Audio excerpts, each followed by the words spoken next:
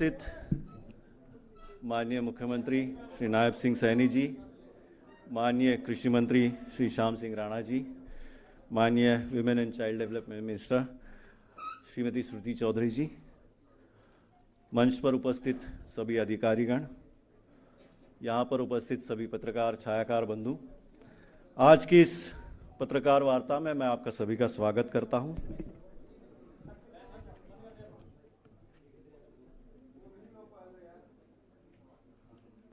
आज हमें अपार हर्ष और गर्व की अनुभूति हो रही है कि हरियाणा के यशस्वी मुख्यमंत्री श्री नायब सिंह सैनी जी के जो लगातार दूसरी बार प्रदेश की बागडोर संभाल रहे हैं, उनके नेतृत्व में सरकार के दूसरे कार्यकाल के 100 दिन पूरे हो चुके हैं। उनके कुशल और दूरदर्शी नेतृत्व में सरकार के पहले 100 दिन की सफलताएं और उपलब्धियों से परिपूर्ण रहे हैं। ये 100 दिन सुशासन, समर्पण और प्रदेश के सर्वांगीण विकास के प्रति सरकार की प्रतिबद्धता को दर्शाते हैं। चाहे वो किसानों के हितों की बात हो, युवाओं के रोजगार की दिशा में प्रयास हो, या समाज के हर वर्ग को सशक्त बनाने का संकल्प हो, मुख्यमंत्री जी के नेतृत्व में हरियाणा निरंतर प्रगति के पथ पर अग्रसर है। मुख्यमंत्री श्री नायब सिंह सैनी जी की कर्मठता, समर्पण और हर नागरिक के कल्याण के हेतु उनकी अटूट प्रतिबद्धता प्रदेश को नई ऊंचाई तक ले जाने में बहुत ही कारगर साबित हो रही है। उनकी नेतृत्व क्षमता, दूरदृष्टि और जनहितकारी नीतियों हरियाणा को देश का अग्रणी राज्य बनाने की दिशा में मील का पत्थर साबित हो रहा है। उनका स्वयं का व्यक्तित्व आपको सबको पता है, शुचिता की राजनीति का प्रतीक है। हरियाणा के हंसमुख मुख्यमंत्री के स्वरूप में उनको जनता में पूरी लोकप्रियता प्राप्त हुई है। आज की इस पत्रकार वार्ता में मैं आपका पुनः एक बार स्वागत करता हूं। अब मैं माननीय मुख्यमंत्री श्री नायब सिंह सैनी जी से विनम्र अनुरोध करता हूं कि वे सरकार के 100 दिन के कार्यकाल के अवसर पर सूचना, जनसंपर्क एवं भाषा विभाग द्वारा तैयार की गई पुस्तिका और पैम्पलेट का विधिवत विमोचन करें।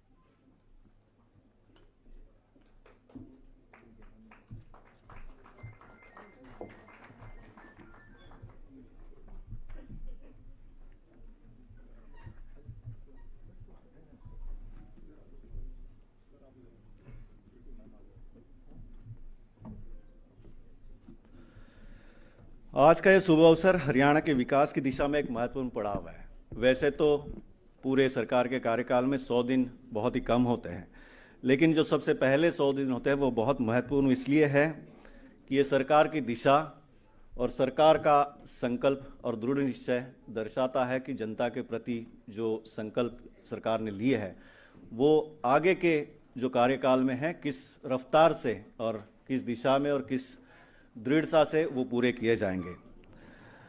आज 2 विभागों का यहाँ पर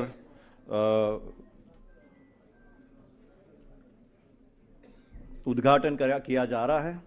सबसे पहले कृषि एवं किसान कल्याण विभाग द्वारा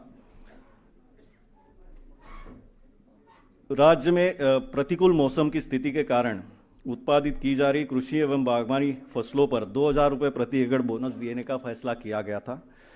बोनस राशि को क्रियान्वित करते हुए आज माननीय मुख्यमंत्री जी द्वारा 4,01,939 किसानों के खाते में डीबीटी के माध्यम से 368 करोड़ रुपए की राशि अंतिम किस्त के रूप में वितरित की जा रही है। अब तक 952 करोड़ रुपए की बोनस राशि सीधे 9,33,906 किसानों के खाते में पहले ही हस्तांतरित की जा चुकी है। इसके साथ ही महिला एवं बाल विकास विभाग द्वारा 324 नए क्रेच सेंटर खोले जा रहे हैं। माननीय मुख्यमंत्री जी से मैं अनुरोध करूंगा कि इन परियोजनाओं का और योजनाओं का उद्घाटन करें।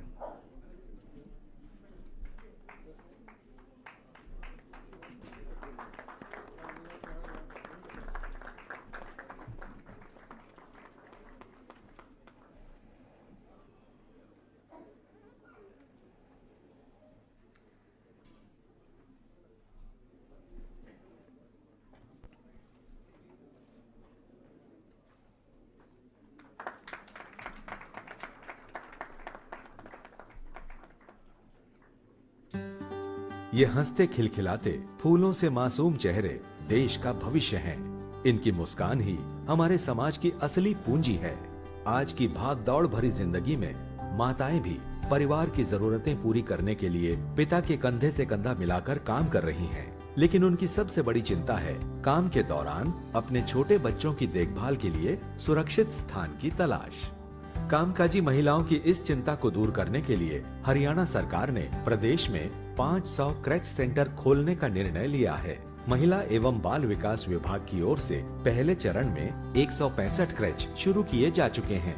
दूसरे चरण में 324 नए केंद्रों का उद्घाटन आज माननीय मुख्यमंत्री श्री नायब सिंह सैनी के शुभ हाथों से किया जा रहा है। हर क्रैच केंद्र में 6 माह से 6 साल तक के 25 बच्चों को 8 से 10 घंटे तक रखे जाने की व्यवस्था है।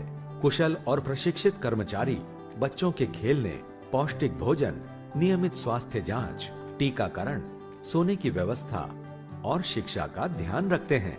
इन क्रैच सेंटर्स में बच्चों को सुबह का नाश्ता, दोपहर का भोजन और शाम का स्नैक्स भी दिया जाता है, जिसका खर्च प्रदेश सरकार द्वारा वहन किया जाता है।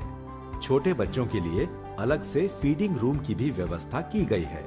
महिला एवं बाल विकास विभाग राज्य में क्रैच की बढ़ती उपयोगिता को देखते हुए निरंतर इनकी संख्या बढ़ाने के लिए प्रयासरत है। हरियाणा सरकार ने अपनी क्रैच नीति के तहत 2024-25 के लिए 32 करोड़ 15 लाख रुपए की धनराशि आवंटित की है। नए क्रैच केंद्रों के निर्माण का कार्य तेजी से चल रहा है ताकि निर्धारित लक्ष्य जल्द ही पूरा किया जा सके। प्रदेश में क्रैच सुविधा कामकाजी महिलाओं और उनके परिवारों के लिए एक वरदान साबित हो रही है। हरियाणा सरकार का यह कदम दूसरे राज्यों के लिए एक मिसाल बनकर उभरा है और वर्तमान के साथ साथ भविष्य को भी संवारने का एक सशक्त प्रयास है।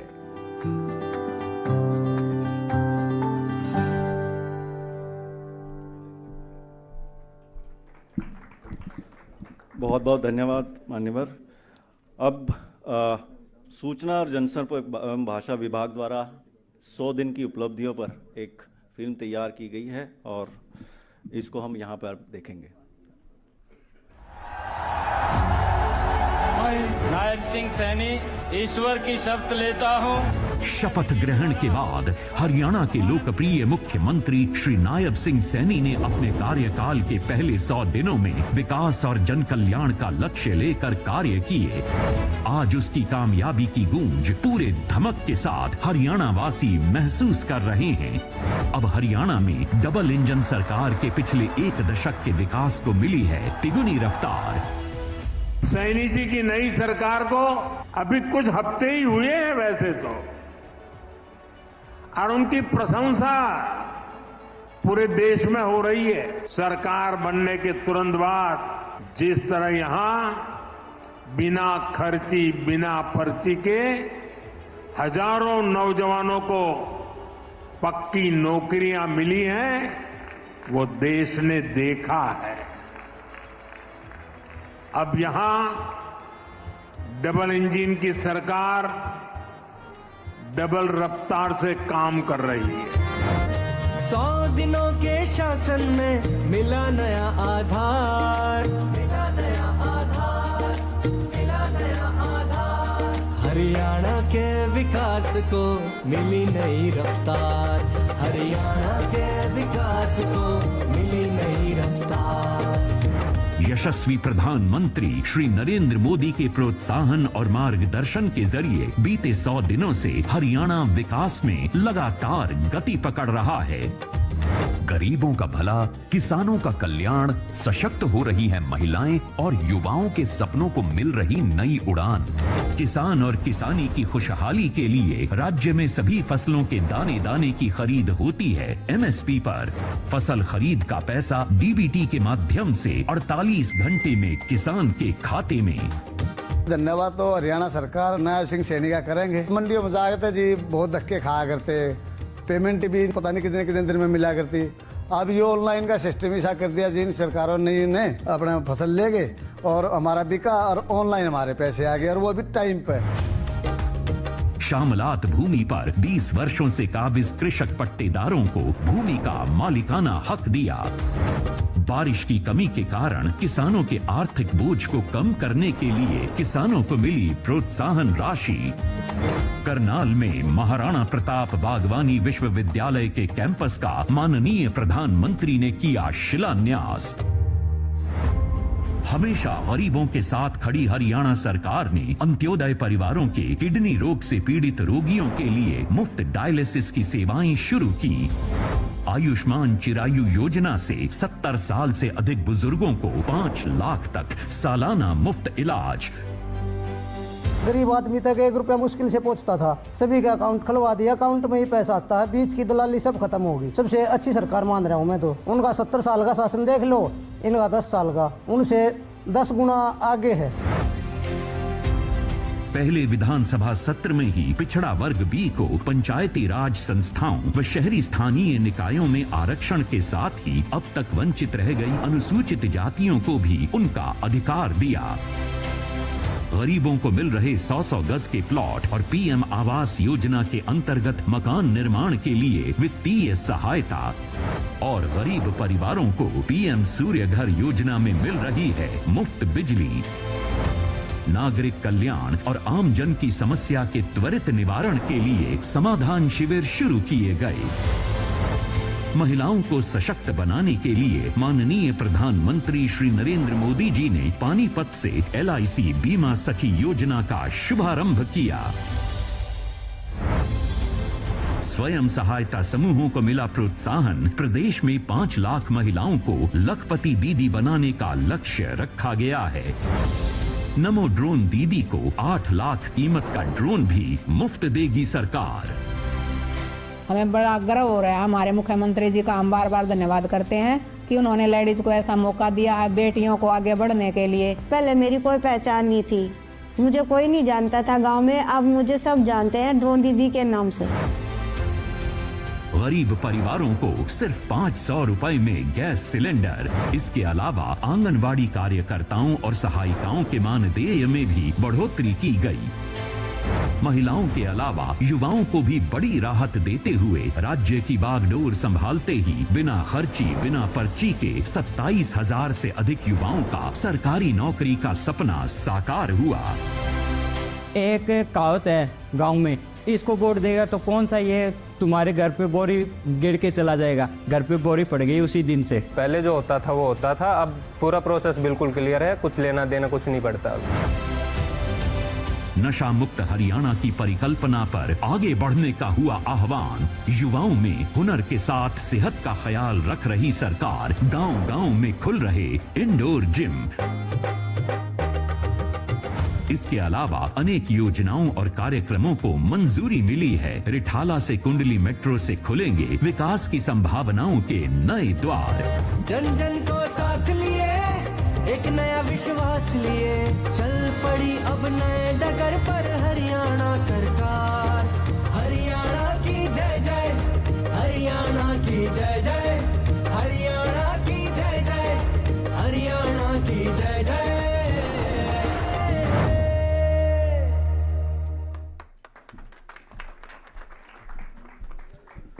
बहुत बहुत धन्यवाद सबका।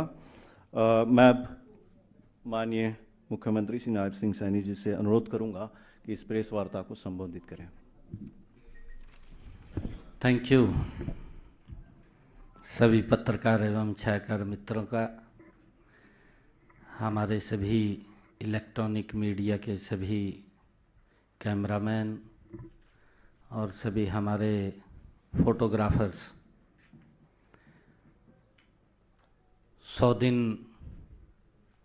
तीसरे कार्यकाल के सरकार ने पूरे किए हैं। गौरवशाली तीव्र गति से सरकार ने काम किया है और उसको लेकर के आज सभी पत्रकार एवं छायाकार मित्रों के बीच में आपसे रूबरू होने का अवसर मिला है। हमारे सभी मंत्रीगण, श्याम सिंह राणा जी, रणवीर गंगवा जी और विपुल गोयल जी, हमारे श्रुति चौधरी जी, हमारे चीफ सेक्रेटरी महोदय और हमारे चीफ प्रिंसिपल सेक्रेटरी खुल्लर साहब, मित्रों, हमारा ये तीसरे कार्यकाल का 100 दिन कंटिन्यूटी में नॉन स्टॉप सरकार के हैं। मैं थोड़ा आप लोगों को पहले पीछे ले जाना चाहता हूं, क्योंकि हमारी सरकार ने 2014 से हरियाणा प्रदेश को नॉन स्टॉप आगे बढ़ाने का काम किया है।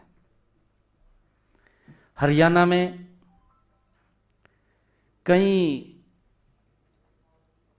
बीमारी ही कहूँ, कई बीमारियों से हरियाणा ग्रसित था। जैसे परिवारवाद की बीमारी थी, क्षेत्रवाद की थी, भेदभाव होता था। परंतु अगर आप देखें कि युवाओं के अंदर अविश्वास था कि नौकरी पढ़ने से नहीं, नौकरी तो चक्कर काटने से मिलेगी। किसी विधायक, मंत्री, मुख्यमंत्री के दरबार में हाजिरी लगेगी, तब जाकर के माँ बाप इंतजाम करता था, मोटा इंतजाम भी करता था, तब जाकर के कहीं उसको ये विश्वास होता था कि नौकरी लगेगी। परंतु गरीब व्यक्ति को तो अगर वो कहीं जमीन जमून बेच करके या गहने बेच करके इंतजाम करता था तो तब भी उसको नौकरी नहीं लगती थी। इस प्रकार का माहौल और वातावरण हरियाणा प्रदेश के अंदर था, जो मैंने कहा है कि राजनीतिक रूप से कई बीमारियों से ग्रसित था हरियाणा प्रदेश।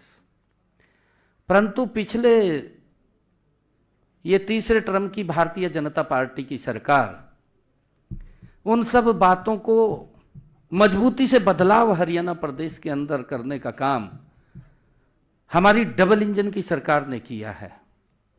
आदरणीय नरेंद्र मोदी जी के नेतृत्व में जो हमारी सरकार चली है, धीरे धीरे करके क्षेत्रवाद को समाप्त किया है। सबका साथ सबका विकास, जो आदरणीय प्रधानमंत्री जी का एक वाक्य है कि अगर हम कालका के विकास की ओर ध्यान दें तो नारनौल भी, अगर हम राजस्थान के दूसरे बॉर्डर के ऊपर ध्यान करते हैं तो वहां पर भी समान रूप से विकास हरियाणा प्रदेश का वो दिखाई देता है। बिना भेदभाव के काम हुआ है। युवाओं के अंदर एक विश्वास जगा है। युवाओं के साथ साथ हमारी सरकार ने गरीब व्यक्ति के जीवन को बदलने का काम भी इस लगातार जो हमारी ये तीसरे टर्म की सरकार है उसने किया है। मैं थोड़ा आप लोगों का ध्यान कि हमने बड़े काम, पिछले जो बदलाव के काम हैं, उन बदलाव के कामों में हमने पिछले लगभग 2014 से हमारी सरकार ने क्या क्या काम किए हैं, वो थोड़ा मैं आपका ध्यान उसकी तरफ लाना चाहूँगा।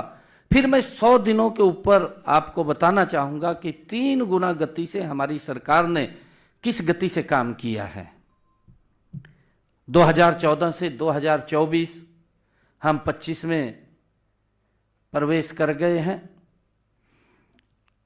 हमने सबसे पहले हरियाणा प्रदेश के अंदर जो एक बड़ा बदलाव किया है, जिसके अंदर माननीय सुप्रीम कोर्ट ने भी कहा कि यह अच्छा निर्णय सरकार का है, पढ़ी लिखी पंचायतों वाला हरियाणा पहला देश के अंदर प्रदेश बना है। ये बड़ा बदलाव हम उसके अंदर लेकर के आए हैं। दूसरा हमने बड़ा काम जो किया है, जो हमारे कर्मचारी थे, कर्मचारियों के ट्रांसफर पॉलिसी ला करके, नहीं तो एक बड़ा हरियाणा प्रदेश के अंदर ये एक सिस्टम चलता था कि भाई बदली बगैर पैसे के नहीं होती, परंतु हमने ट्रांसफर पॉलिसी ला करके घर बैठे व्यक्ति को सम्मान देने का काम किया है। आज मुझे खुशी है कि मैं आज आप लोगों से रूबरू हो रहा हूं। आज पूरे हरियाणा प्रदेश के हमारे सभी कर्मचारी भी आज शायद देख रहे होंगे इस बात को, परंतु मैं ये कहना चाहता हूं कि 95% कर्मचारी आज इस हमारी ट्रांसफर पॉलिसी से संतुष्ट हैं। अगर कोई 5%, 2%, 3% अगर कोई दिक्कत आती है, क्योंकि उसको भी एडजस्ट करने का काम करते हैं, परंतु आज हमारे कर्मचारी भाइयों को चक्कर काटने की आवश्यकता नहीं है। ये ट्रांसफर पॉलिसी जो नीति लागू की है, ये हमारा देश का पहला राज्य है जिसने इसको लागू किया है। ये मेरे लिए खुशी की बात है। तीसरा हमने बड़ा काम जो किया है, तीसरा काम किया है परिवार पहचान पत्र, जो घर बैठे ही सरकार की योजनाओं के साथ जुड़ना और घर बैठे ही उन योजनाओं का लाभ उन तक पहुंचना, ये बड़ा एक चेंजिंग। नहीं तो योजना का लाभ लेने के लिए गरीब व्यक्ति को दर दर की ठोकरें खाना पड़ता था, वो ऑफिसों के चक्कर काटता था, एक बार गया, 2 बार गया, हार करके घर बैठ जाता था कि नहीं मिलता। सिस्टम ही ऐसा है। परंतु जब से ऑनलाइन इस सिस्टम को लागू किया है, घर बैठे ही व्यक्ति को किसी दफ्तर के चक्कर नहीं काटने पड़ते, उसको उसके घर के ऊपर योजनाओं का लाभ मिल रहा है। मुझे खुशी है कि 52 लाख परिवारों को 400 योजनाओं का लाभ घर बैठे ही मिल रहा है। ये एक बड़ा काम जो तीसरा परिवार पहचान पत्र ने दिया है कि जो पात्र व्यक्ति है उस तक सरकार पहुंचे, योजनाबद्ध तरीके से पहुंचे, उसको कहीं किसी के पास चक्कर काटने की आवश्यकता नहीं है। ये काम एक बड़ा बदलाव लाने का काम हमारी सरकार ने पिछले ये तीसरे टर्म की जब हम बात कर रहे हैं कि हमने लगातार 2014 से इसके अंदर किया है। मुझे ये भी खुशी है कि हमने चौथा काम जो किया है सामाजिक सुरक्षा पेंशन का। जो हमारे बुजुर्ग हैं, बुजुर्गों को क्योंकि पेंशन नहीं लगती थी, और उसका उदाहरण भी है। अगर आप लोग देखेंगे, जो हमारे विपक्षी दल इस बात को लगातार उठाते रहे हैं, हम आएंगे पोर्टल को बंद कर देंगे, पोर्टल ने ये तो पोर्टल की सरकार है, इस प्रकार का वो जो दुष्प्रचार करते थे, मैं आज उनको भी ये बात बताना चाहता हूं, वो भी इस बात को ध्यान से देखें, क्योंकि स्वीकार तो वो भी करते हैं, परंतु उनकी मजबूरी है, क्योंकि वो अपने दल के अंदर है, उन्होंने अपनी बात करनी होती है, परंतु उनकी मजबूरी वंश वो बात करते हैं। वैसे सिस्टम के प्रति उंगली उठाना उनके बस की बात नहीं है। मैं आपको बताना चाहता हूं कि अगर वो ध्यान करें, जो पोर्टल की बात करते थे, हमारे जो बुजुर्गों को 60 साल के बाद पेंशन लगती थी, उनको सम्मान भत्ता दिया जाता था, उनको पेंशन नहीं लगती थी। अगर आप देखें कि पिछले 10 वर्षों के अंदर 17 लाख बुजुर्गों को पेंशन थी। आज अगर हम देखें इस पोर्टल के कारण कि व्यक्ति छूटे नहीं, और उसको इसके साथ जोड़ा है, जोड़ करके कि अगर ऑटोमेटिक उसकी पेंशन लग जाएगी। मुझे खुशी है जब ये पोर्टल के साथ जुड़ा है, तो अगर हमारे किसी बुजुर्ग की आयु 60 वर्ष हो जाती है तो ऑटोमेटिक उसकी पेंशन लग करके उसके घर पे चली जाती है। ये एक बड़ा बदलाव एक सिस्टम का, क्योंकि उसे ऑफिस के चक्कर नहीं काटने पड़ते, किसी कर्मचारी या अधिकारी के पास नहीं जाना पड़ता, घर बैठे ही उसको पेंशन लग रही है। एक बड़ा बदलाव इसके अंदर उसके जीवन के अंदर आया है, और उसका परिणाम यह निकला कि कांग्रेस अपने 10 वर्षों में हरियाणा प्रदेश में मात्र 17 लाख बुजुर्गों को पेंशन दे पाई, और हमने आकर के उसके अंदर डबल 2 गुना बढ़ोतरी की है। हमारे यहाँ पर 34 लाख बुजुर्गों को ये पेंशन देने का काम हम कर रहे हैं। बड़ा बदलाव उसके अंदर आया है, और उसके बारे में वो समझ भी रहे हैं। हमने हरियाणा के अंदर अगर ये पोर्टल का सिस्टम लागू किया है, इसके माध्यम से हमने लोगों को सुविधाएं दी हैं, क्योंकि पूरे देश के अंदर 1,20,000 रुपए का क्राइटेरिया है जो हमारा बीपीएल परिवार है, परंतु हरियाणा के अंदर हमने उसकी आय सीमा बढ़ाई है। हमने 1,80,000 किया है और 1,80,000 की किसी की अगर इनकम होगी तो उसको इस सरकार की योजनाओं का वो लाभ मिलना शुरू हो जाएगा। ये भी एक बड़ा हमने उसके अंदर इसके माध्यम से लोगों को सुविधा देने का काम किया है। और अगर हम देखें कि छठा हमने जो इन पिछले 10 वर्षों के अंदर जो 2014 से हमने काम किया है, मेरी फसल मेरा ब्यौरा और डीबीटी के माध्यम से 12 लाख किसानों के खाते में डायरेक्ट 1,25,000 करोड़ रुपया अगर उन्होंने अपनी फसल को मंडी के अंदर बेचा है तो डायरेक्ट उसके खाते के अंदर पैसा पहुंचाने का काम ये हमारी सरकार ने किया है। ये इसी का ही नतीजा है। और हमने चाहे आयुष्मान कार्ड है और उसके साथ हमने हरियाणा में चिरायु को जोड़ा है। आयुष्मान और चिरायु को 45 लाख ऐसे परिवार जिनको 5 लाख रुपए का आयुष्मान का लाभ अगर उसको कोई दिक्कत बीमारी आ जाती है, ये पहली ऐसी योजना आदरणीय नरेंद्र मोदी जी ने शुरू की जिसका एक गरीब व्यक्ति को बड़ा संबल मिला है। गरीब व्यक्ति को ये चिंता नहीं है कि उसके इलाज के लिए पैसा कहां से आएगा। ये व्यवस्था अगर किसी ने खड़ी की है तो ये नरेंद्र मोदी और डबल इंजन की सरकार ने हमने पिछले 2014 के बाद इसको खड़ा किया है। और मुझे बताते हुए कि 1,20,36,000 आयुष्मान चिरायु कार्ड ये ऑनलाइन ही बनाए गए हैं। अगर किसी की इनकम 1,80,000 रुपए से नीचे आती है, कई बार प्राकृतिक कोई दुर्घटनावश भी उसकी इनकम कम हो जाती है कि जो परिवार का एम्प्लॉयर मेंबर है, जो कमाने वाला है, जिसके सर के ऊपर पूरा परिवार चल रहा है, कोई दुर्घटना उसके साथ हो जाती है तो वो व्यक्ति ऑटोमेटिक आर्थिक रूप से वो नीचे चला जाता है। तो जब उसकी इनकम कम होती है तो उसका ऑटोमेटिक ही बीपीएल कार्ड वो बन जाता है। ये सुविधा इसके अंदर दी गई है और इसका लाभ भी हरियाणा प्रदेश के अंदर मिला है।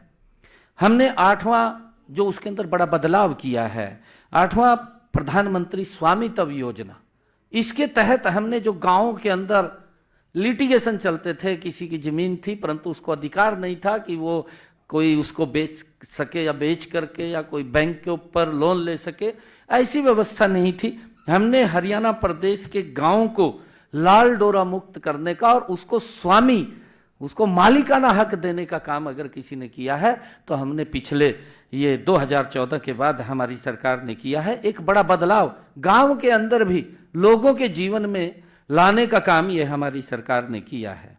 मुझे जो 9वां बड़ा काम हमने पिछले कार्यकाल के अंदर किया है, हम ये देखते थे 2014 से पहले हमारी माताएं बहनें सर के ऊपर मटका रख करके 2-2 किलोमीटर दूर से पीने का पानी घर में लेकर के आती थी, परंतु हर घर में नल और स्वच्छ जल हमने इस लगातार की अपनी सरकार के अंदर हर घर में पहुंचाने का काम किया है। और मुझे खुशी है कि आज हमारी माता बहन कोई भी सर के ऊपर मटका लेकर के दिखाई नहीं देती पीने का पानी लाने के लिए। उसकी रसोई में ही पानी की व्यवस्था करने का काम गति से हमारी इस डबल इंजन की सरकार ने किया है। आदरणीय नरेंद्र मोदी जी के नेतृत्व के अंदर हर माता को एक बड़ा इससे लाभ मिला है, हर घर के अंदर नल और स्वच्छ जल पहुंचा है।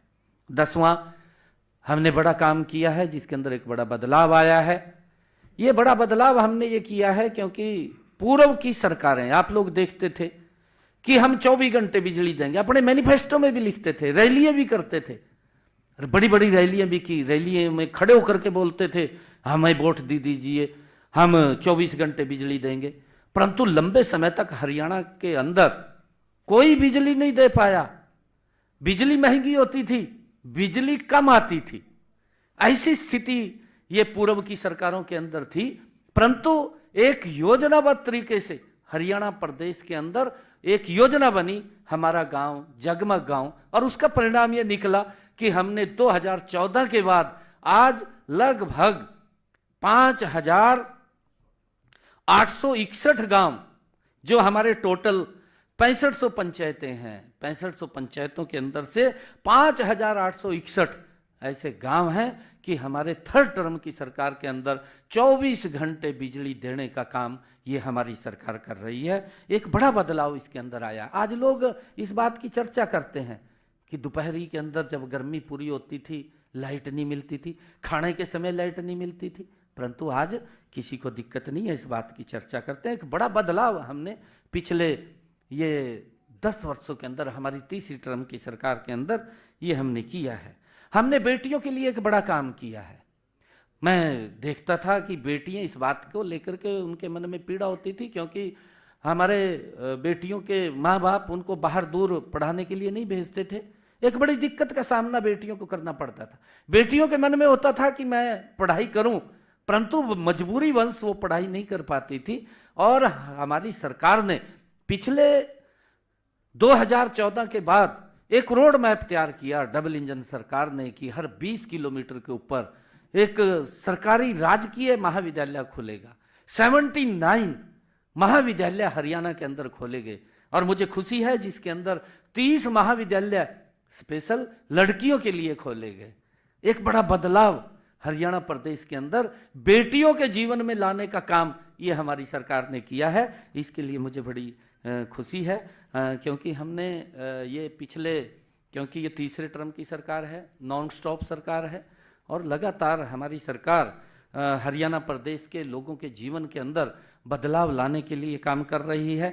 और हमने, क्योंकि ये पिछला थोड़ा मैंने इसलिए, क्योंकि और भी बहुत सारे ऐसे काम किए हैं, चाहे मेरा पानी मेरी विरासत हो, और चाहे सिंचाई योजना के तहत हमने काम किया हो, बहुत सारे, चाहे अमृत सरोवर के माध्यम से हमने काम किया हो। हम लगातार हरियाणा प्रदेश के जीवन, लोगों के जीवन में एक बड़ा बदलाव, चाहे रोड का इंफ्रास्ट्रक्चर की बात करें, इन्हीं पिछले 2014 से लेकर के आज 2025, आज एक भी डिस्ट्रिक्ट ऐसा नहीं है जिसके अंदर 4 लाइनिंग रोड से वो जुड़ा ना हो। लोगों के जीवन के, उनके रास्तों को भी सरल और सुगम करने का काम ये हमारी सरकार ने किया है। मैंने कुछ, क्योंकि ये लगातार नॉन स्टॉप सरकार पिछले 2014 से डबल इंजन की सरकार आदरणीय नरेंद्र मोदी जी और हरियाणा की हमारी सरकार ये चल रही है, इसके अंदर हमने बहुत सारे काम पीछे किए हैं। प्रदेश के लोगों के जीवन में लगातार बदलाव लाने का काम, आदरणीय मनोहर लाल जी जो एक शब्द बोलते थे कि हरियाणा एक, हरियाणवी एक, उसको चरितार्थ करने का काम ये हमारी सरकार कर रही है। आदरणीय प्रधानमंत्री नरेंद्र मोदी जी का जो शब्द है, सबका साथ, सबका विकास और सबका प्रयास, उसको लेकर के हमारी सरकार निरंतर काम कर रही है। मुझे खुशी है कि आज हम, जब हमारी सरकार 100 दिन गौरवशाली हमारी सरकार ने पूरे किए हैं, आज हरियाणा प्रदेश के लोगों के अंदर इस सरकार के प्रति एक बहुत बड़ा विश्वास बढ़ा है। अगर आप लोग देखेंगे, आप लोग चर्चा करेंगे, क्योंकि जब तीसरे टर्म की सरकार आई है, इन 100 दिनों के अंदर लोगों के मनों में हमारी सरकार के प्रति एक बड़ा सम्मान और बड़ा विश्वास जमा है। और हमने भी 3 गुना गति से, आदरणीय प्रधानमंत्री जी ने कहा था कि ये सरकार तीव्र गति से काम करेगी, हमारी ये सरकार 3 गुना गति से काम कर रही है। मैं बताना चाहूंगा कि हमने 100 दिनों में क्या क्या काम किए हैं। 100 दिनों का समय भले ही कम हो, छोटा हो, लेकिन हमने जिस नॉन स्टॉप विकास का संकल्प व्यक्त किया था, उसकी सिद्धि में 100 दिन विकास की 3 गुना गति का साक्षी है। हम सब देख रहे हैं। वैसे तो संकल्प पत्र 5 साल के लिए होता है, 5 साल के अंदर पूरा करना होता है। अगर हम पड़ोस में बात करें, हिमाचल प्रदेश की दूसरी सरकार आने वाली है, लगभग 2 साल मेरे ख्याल से शेष बचे होंगे। अभी संकल्प पत्र की तरफ उन्होंने अपना जो घोषणा पत्र था उसकी तरफ देखा भी नहीं है, तो पूरा करने की तो बात क्या है, परंतु 5 साल के लिए होता है, 5 साल में वो पूरा करना होता है। लेकिन हमने 100 दिनों में ही 240 में से 18 संकल्प पूरे किए हैं। इस गति से काम किया है कि हमने जो हमारे संकल्प पत्र में 240 वायदे हमने हरियाणा प्रदेश के लोगों के लिए किए थे, उसमें से 18 वायदे हमने अपने इस 100 दिन के कार्यकाल में पूरे किए हैं और 6 संकल्पों के ऊपर गति से काम लग रहा है, क्योंकि उसकी कहीं अपनी किसी की आर्थिक रूप से कोई मंजूरी लेनी होती है, उसके कारण से उसमें थोड़ी देरी हो सकती है, परंतु उसके ऊपर काम चल रहा है, जल्दी ही वो भी अमल में आ जाएंगे। हमने कम से कम 50 और संकल्पों को पूरा करने की प्रशासनिक व वित्तीय अनुमोदन की प्रक्रियाएं जारी हैं, क्योंकि प्रशासनिक भी कहीं उसकी लेनी पड़ती है और वित्तीय भी हमें उसकी व्यवस्था खड़ी करनी पड़ती है। उस प्रक्रियाओं के लिए 50 और ऐसे संकल्प हमारे हैं जो उसके अंदर प्रक्रिया में हैं और जल्दी ही वो पूरे होंगे। हमें दृढ़ निश्चय के साथ आगे बढ़ रहे हैं। हमारी पूरी सरकार मजबूती से आगे बढ़ रही है। इन सभी संकल्पों को हमारी सरकार मजबूती से पूरा करेगी।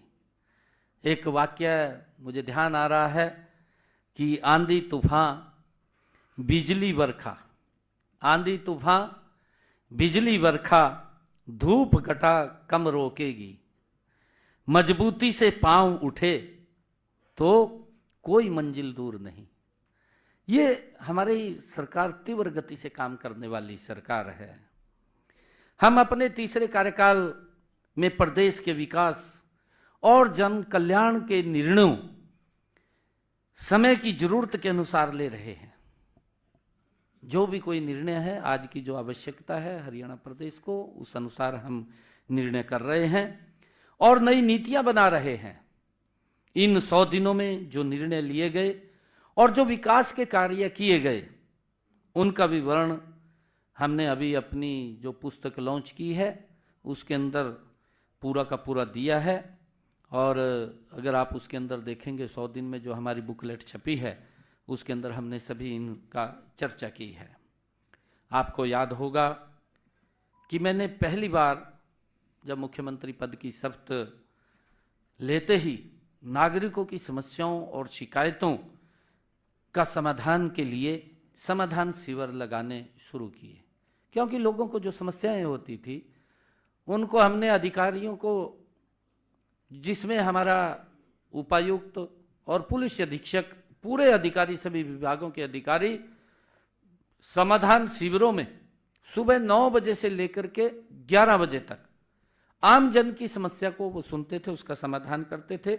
एक ही जगह पर व्यक्ति अपनी समस्या लेकर के आता था, उसका समाधान वहां पर निकलता था। सभी अधिकारी वहां सुनवाई करते थे। मुझे खुशी है कि उन समाधान शिविरों में 75,000 लोगों को, 75,000 से भी अधिक जो उनकी शिकायतें थी, उन लोगों को उसके समाधान निकले हैं, उसका समाधान किया गया है। ये मुझे खुशी है। और लोगों ने इस बात की मांग भी की है। लोग ये बात बोलते थे कि जो आपने समाधान शिविर चालू किए हैं ये चालू रहें, इसको बंद ना करें। ये लोगों की इच्छा के ऊपर है, क्योंकि हमारी ये तीसरे टर्म की सरकार ये आम जन के प्रति जवाबदेही। अगर लोग कह रहे हैं कि ये चालू रहेगा तो चालू रहेगा, ये जनता के ऊपर है। जनता जो चाहेगी वैसा हम अपने इन कार्यों को आगे बढ़ाते रहेंगे। सबको यह भी विदित है कि मैं चाहे घर पर हूं और चाहे मैं कार्यालय में हूं या प्रदेश में कहीं पर किसी स्थान के ऊपर हूं या हरियाणा में मैं दिल्ली के अंदर हरियाणा भवन में हूं, मुझे काफी संख्या के अंदर लोग अपनी समस्याओं को लेकर के मिलते रहते हैं। और मेरा खुला है कि जहां भी कोई चाहे मैं मिल लेता हूं। और कई बार अगर कोई व्यक्ति रास्ते में भी हाथ दे ले, भाई रुक जा, तो मैं रुक जाता हूं, वहां भी रुक जाता हूं। कोई भी हाथ दे ले, भी कोई समस्या होगी, कोई बात नहीं। किसी गांव के अंदर भी खड़े हो जाते हैं लोग, तो रुक करके उनकी समस्याओं को सुनता हूं। उसके लिए हमने एक पोर्टल भी बनाया है, जन संवाद पोर्टल, वो हमने बनाया है। उसके ऊपर वो समस्याओं वो हम उसके अंदर ऐड करते हैं। मुझे खुशी है कि हमने पिछले 100 दिनों में उस जनसंवाद पोर्टल के ऊपर भी 45,000 शिकायतों का समाधान किया है। जो जनसंवाद पोर्टल हमने बनाया कि लोगों की समस्याएं आती हैं, कई समस्याएं ऐसी होती हैं कि कोई लिटिगेशन की है, कोई किसी कारण से और है, या कोई टेक्निकल कोई दिक्कत है, उसके कारण से उसमें दिक्कत आती है, नहीं तो दिक्कत नहीं आती, उसका तुरंत समाधान होता है। 45,000 हमने इस जनसंवाद पोर्टल के माध्यम से भी उन शिकायतों का निवारण किया है। मैं बताना चाहूंगा कि हमने माननीय प्रधानमंत्री नरेंद्र मोदी जी के सबका साथ सबका विकास के मूल मंत्र पर चलते हुए गरीब से गरीब व्यक्ति के उत्थान का काम जारी हमारी सरकार रखेगी। जिसे आज गरीब कहा जाता है, उसे विकसित भारत की सच्ची शक्ति वो इस देश की है। जिसको गरीब कहा जाता है वही विकसित भारत की सच्ची शक्ति है, और उसकी भावनाओं को और उनके आवश्यकताओं को ये सरकार प्राथमिकता के आधार के ऊपर पूरा कर रही है। इसी भावना से मैंने पहले दिन ही ठोस कदम उठाए हैं।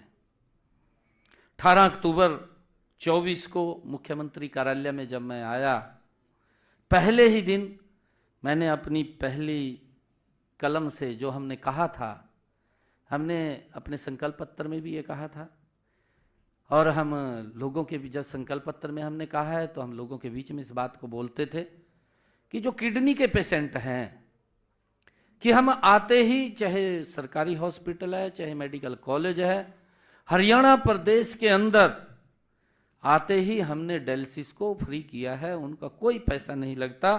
इस सेवा प्रदान करने का हमने उनको लाभ दिया है, और तब से लेकर आज तक प्रदेश के सभी मेडिकल कॉलेज या सिविल हॉस्पिटल्स के अंदर मरीजों को यह सुविधा अबाध रूप से मिल रही है। उनको कोई दिक्कत समस्या नहीं है। हमने जो संकल्प पत्र में कहा उसको पूरा किया है। हमने ये भी कहा था कि 18 अक्टूबर 2024 को हमारे मंत्रिमंडल की जो पहली बैठक हुई, उस पहली बैठक के अंदर ही हमने एक और निर्णय किया।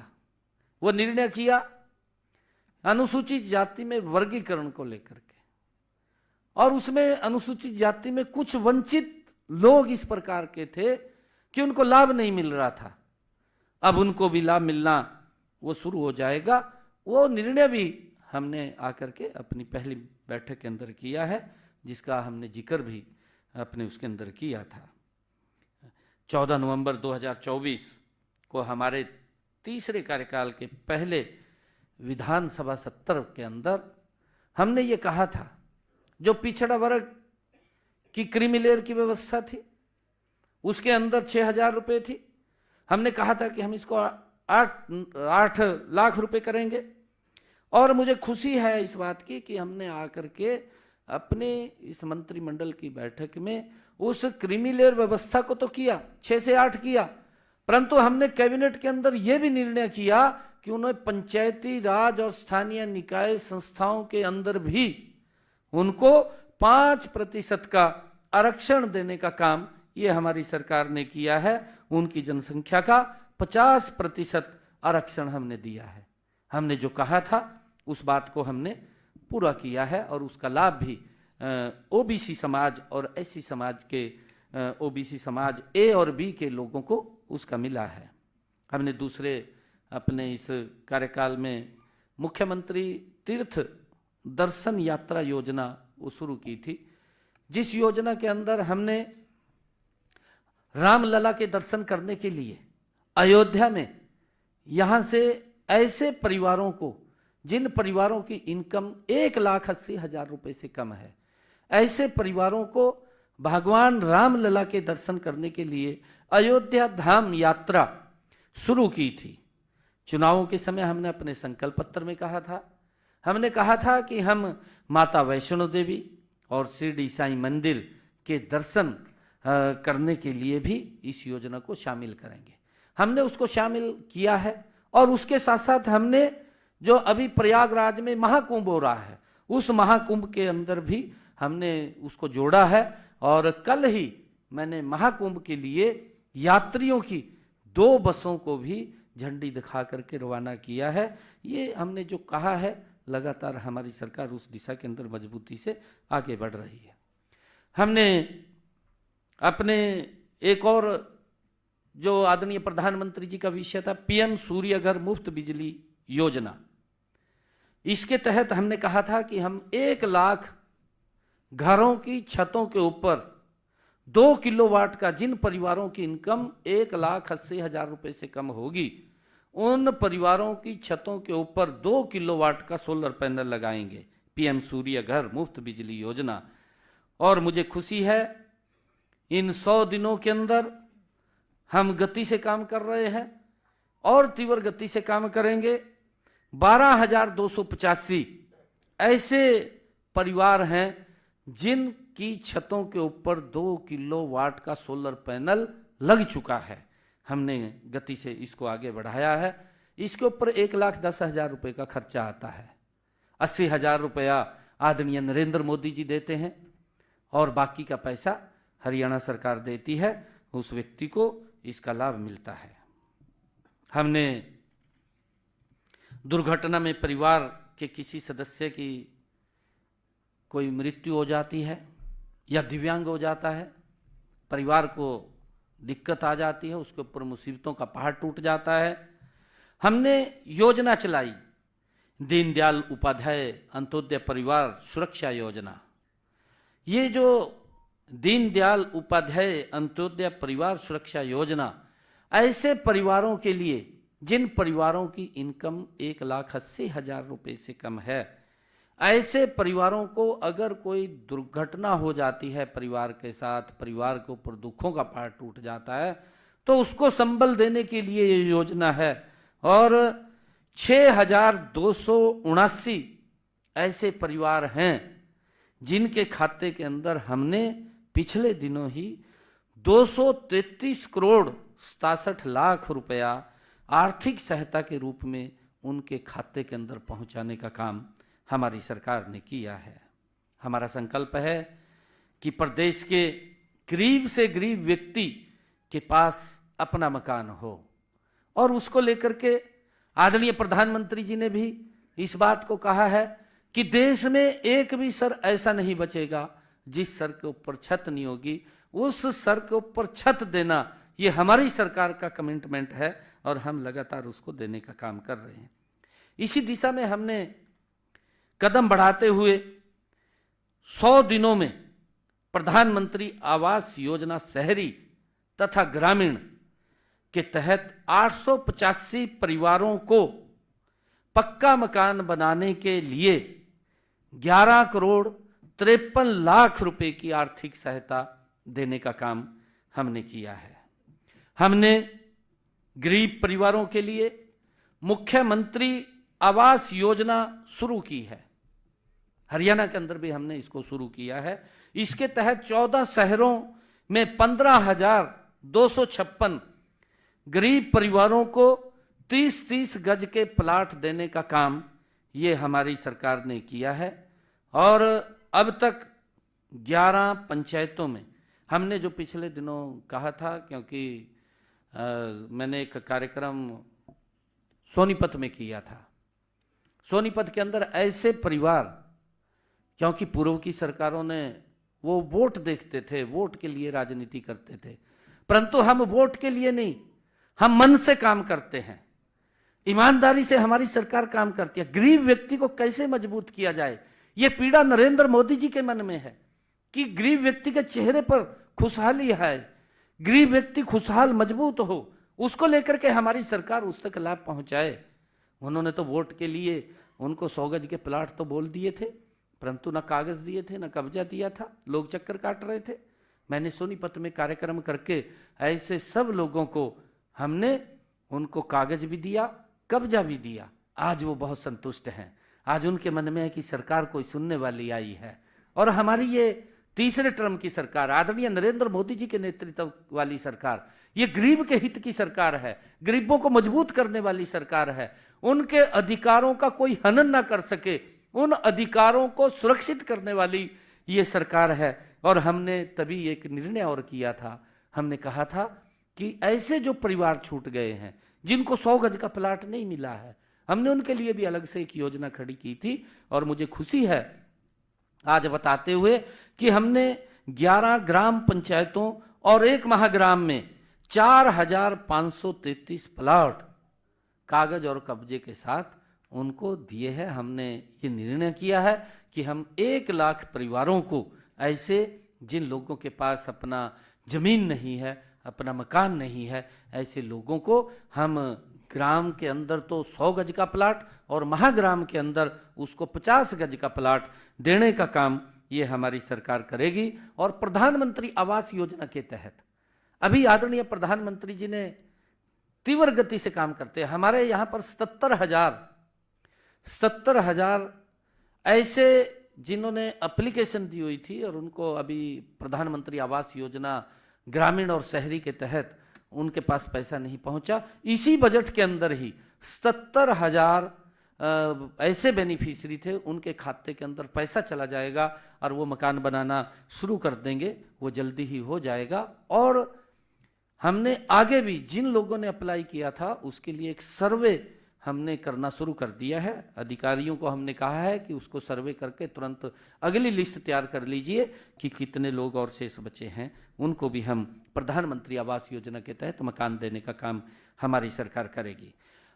मैं कहना चाहूँगा कि पिछले दिनों एनसीआर क्षेत्र में प्रदूषण बढ़ने से भवन निर्माण के और दूसरे अन्य कार्य रोकने पड़े। माननीय सुप्रीम कोर्ट ने एक आदेश पारित किया। इससे हमारे जो मजदूर थे उनकी आजीविका प्रभावित हुई थी, क्योंकि हमारे जो मजदूर हैं वो सुबह कमाते हैं, शाम को खाते हैं, इस प्रकार की स्थिति है। कोरोना के अंदर भी इस प्रकार की स्थिति बन गई थी उनके सामने, परंतु सरकार मजबूती से उनके साथ खड़ी थी, उनको कोरोना में भी दिक्कत नहीं आने दी। और अब जब ये प्रदूषण को लेकर के उसके ऊपर जो ग्रेड 4 वो लगाया गया था, उसके माध्यम से हमने उनका जो गुजारा भत्ता है उसको फेज 1 व फेज 2 के अंदर उन सब ऐसे श्रमिकों को 4,51,00,000 हमारे जो पंजीकृत श्रमिक हैं उनके खाते के अंदर हमने 230 करोड़ रुपए वित्तीय सहायता के रूप में उनके खाते के अंदर पहुंचाया है, ताकि उनको पारिवारिक में कोई दिक्कत परेशानी ना हो। हमारी सरकार मजबूती से उनके हित के लिए काम कर रही है। इसके अलावा इसी अवधि में श्रमिकों के कल्याण की विभिन्न योजनाओं के तहत हमने 73,697 श्रमिकों को 50 करोड़ 28 लाख रुपए की वित्तीय सहायता वो भी दी है।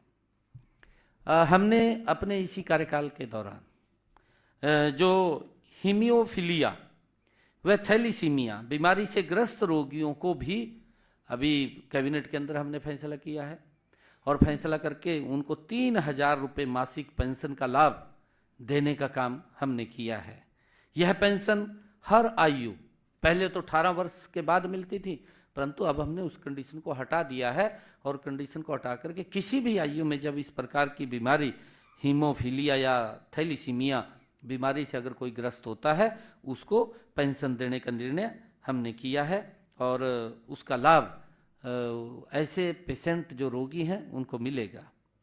हमने हरियाणा के अंदर यह भी निर्णय किया है कि जो दिव्यांग पेंशन के नियम 2016 में संशोधन करके उसको भी 3,000 रुपये मासिक दिव्यांग पेंशन का लाभ 10 और श्रेणियों को भी दिया गया है। अभी कैबिनेट के अंदर हमने फैसला लिया था, उसको जोड़ा है। इससे हरियाणा प्रदेश के 32,000 दिव्यांग जन लाभान्वित होंगे। 32,000 और लोग इसके अंदर जुड़े हैं, उनका बड़ा लाभ इस फैसले के माध्यम से जो हमने कैबिनेट के अंदर लिया है उसका लाभ मिलेगा। मैं बताना चाहूँगा कि हमने महिलाओं को भी स्वावलंबी बनाकर उनका सशक्तिकरण करना एक हमारा प्रमुख प्राथमिकता है। आदरणीय प्रधानमंत्री जी, हमारी डबल इंजन की सरकार महिलाओं को लगातार सशक्त और मजबूत करने का काम कर रही है। आदरणीय प्रधानमंत्री नरेंद्र मोदी जी ने देश की आधी आबादी को सशक्त बनाने के लिए पानीपत में बीमा सखी योजना का शुभारंभ किया, आप सब जानते हैं। इसमें महिलाओं को पहले साल 7,000 रुपये, दूसरे साल 6,000 रुपये, तीसरे साल 5,000 रुपये मासिक वेतन मिलेगा। और उन बहनों को जो वो बीमा करेंगी उसका कमीशन तो मिलेगा ही, कमीशन के साथ साथ हर महीने उन बहनों को अलग से 2100 रुपये भी प्रोत्साहन राशि देने का काम ये हमारी सरकार करेगी। इसके लिए एक बड़ी योजना आदरणीय प्रधानमंत्री जी ने बीमा सखी योजना वो पानीपत के ऐतिहासिक भूमि से लॉन्च की है। हमने ये भी निर्णय किया है जो हमने अपने संकल्प पत्र के अंदर भी कहा था और हमने बहनों को भी उसको आज लाभ मिल रहा है। मुझे खुशी है कि हमने इसको पूरा किया है।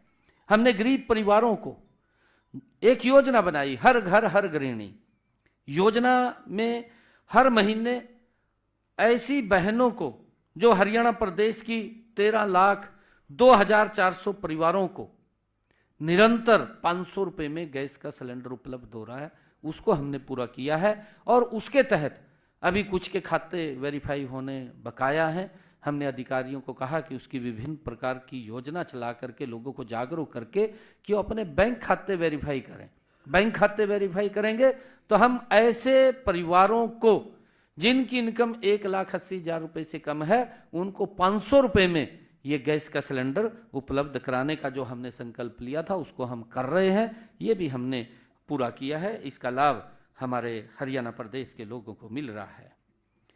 हमने आंगनवाड़ी जो हमारी बहनें थी, हमारी आंगनवाड़ी की कर्मचारी थी, उनको भी हमने अपने संकल्प पत्र में भी कहा कि उनका मानदेय बढ़ाने का काम हमारी सरकार करेगी। और मुझे ये खुशी है बताते हुए कि हमने आंगनवाड़ी जो कार्यकर्ता है उनके 7,500 रुपये और जो उसकी सहायिकाएं हैं, आशा वर्कर्स हैं, उनके मानदेय में 400 रुपये मासिक की बढ़ोतरी हमने कर दी है। उसका लाभ उनको मिल रहा है। मुझे बताते हुए कि माननीय प्रधानमंत्री श्री नरेंद्र मोदी जी ने स्वतंत्रता दिवस 2023 के अवसर पर लखपति दीदी योजना शुरू की थी। उन्होंने इसकी घोषणा की थी। इस योजना के माध्यम से प्रदेश की महिलाओं को कौशल विकास प्रशिक्षण देकर सूक्ष्म उद्योग स्थापित करने में सहायता प्रदान की जा रही है। उन लखपति दीदी को उनको मजबूत किया जाए, उनको आगे किया जाए, उनको कौशल प्रशिक्षण देने का काम हमारी सरकार कर रही है। मुझे खुशी है बताते हुए कि प्रदेश में 5 लाख महिलाओं को हमने टारगेट रखा है कि हम हरियाणा प्रदेश के अंदर 5 लाख महिलाओं को लखपति दीदी बनाने का हम काम करेंगे। अब तक हमने हरियाणा प्रदेश के अंदर जो हमने गति से काम किया है 1,85,000 महिलाओं को लखपति दीदी बनाने का काम हमारी सरकार ने किया है। मुझे ये भी खुशी है कि नारी शक्ति आज हर क्षेत्र में अपनी उपस्थिति दर्ज करा रही है। पहले किसी ने सोचा भी नहीं था कि घर परिवार और बच्चों की जिम्मेवारी संभाल रही महिलाएं ड्रोन भी उड़ा सकेंगी। ये अगर किसी ने इस ड्रोन का प्रकल्प लेकर के आए कि महिलाओं को सशक्त और मजबूत करना है, उनको आत्मनिर्भर बनाना है, ये अगर कोई सोच सकता है तो देश के यशस्वी प्रधानमंत्री ये नरेंद्र मोदी जी की ही सोच हो सकती है। और उन्होंने इस ड्रोन दीदी के माध्यम से महिलाओं को सशक्त और आत्मनिर्भर करने का काम आदरणीय प्रधानमंत्री नरेंद्र मोदी जी ने किया है। हमने नमो ड्रोन दीदी के दृष्टिकोण को आगे बढ़ाने के लिए 5,000 महिलाओं को ड्रोन पायलट प्रशिक्षण देने का हमने संकल्प लिया है कि उनको प्रशिक्षण दे करके उनको आत्मनिर्भर बनाने का काम हमारी सरकार करेगी। मुझे खुशी है बताते हुए कि हमने अब तक 100 महिलाओं को ड्रोन उड़ाने का प्रशिक्षण दे करके उनको 8 लाख रुपया ड्रोन के लिए, मुफ्त में ड्रोन देने के लिए भी हमने उनको दिया है। ऐसी 100 बहनों को पहले प्रशिक्षण दिया है, फिर उनको फ्री में 8 लाख रुपए का ड्रोन भी दिया है। और मुझे ये बताते हुए कि अगर ड्रोन की कीमत 8 लाख रुपए से ज्यादा है तो उसकी अतिरिक्त राशि उसका सारा का उसको बैंक से दिलवाने का काम करें। 8 लाख तो सरकार देगी, परंतु अगर वो 8 लाख से ज्यादा का ड्रोन आता है तो उसको बैंक से लोन दिलवाने का काम करेंगे और उस लोन का सारा ब्याज वो हरियाणा सरकार देगी। ये भी निर्णय हमने किया है। हमने आदरणीय प्रधानमंत्री जी के क्योंकि उनका बहुत ही फेवरेट विषय है बेटी बचाओ बेटी पढ़ाओ अभियान को और तेज गति देने के लिए सभी महिला सरपंचों को हमने अभी पिछले दिनों जो हमारी गांव की महिला सरपंच है उनको ब्रांड एम्बेसडर बनाने का गांव के अंदर बेटी बचाओ बेटी पढ़ाओ के लिए ये भी निर्णय हमने लिया है। मुझे खुशी है आप सबके बीच में बताते हुए कि हमने इन 100 दिनों के अंदर हमने जो संकल्प किया था कि मुख्यमंत्री, क्योंकि लगातार युवा हमारे पास आ रहे थे, क्योंकि आज मैं 100 दिन के ऊपर प्रेस कर रहा हूं, क्योंकि फिर भी बीच बीच में हमने, क्योंकि जब विपक्ष इस प्रकार की गतिविधियों में शामिल होता है और इस प्रकार की बातें करता है, एक तरफ तो वो बोलते हैं कि बेरोजगारी फैल रही है विपक्ष के लोग, अरे 10 वर्ष वो भी रहे थे, हरियाणा प्रदेश के मुख्यमंत्री रहे, उनको तब तो बेरोजगारी दिखाई नहीं दी, परंतु राजनीतिक दृष्टि से, क्योंकि उन्होंने राजनीति करनी है, उन्होंने जिंदा रहना है, परंतु वो इस प्रकार की घटिया राजनीति ना करें। क्योंकि मैंने इलेक्शन के अंदर भी ये बात कही थी कि आप युवाओं के साथ खिलवाड़ कर रहे हैं, युवाओं की भावनाओं के साथ विपक्ष खेलने का काम कर रहा है, दुर्भाग्यपूर्ण है, ये नहीं करना चाहिए।